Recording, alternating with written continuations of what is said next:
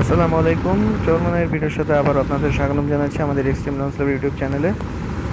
তো ভোলার ভান্ডার রুটের এমপি ফারহান নয়কে ধাওয়া করে চলছে এমপি কামাল ১ ও ভোলার কর্ণফুলী ১০।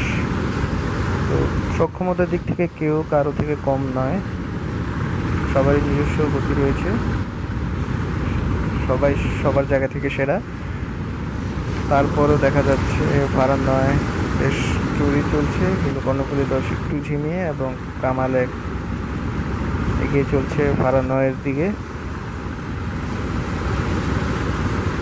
তো ভিডিওটি শেষ পর্যন্ত দেখুন এবং সাবস্ক্রাইব করুন আমাদের ইউটিউব চ্যানেল।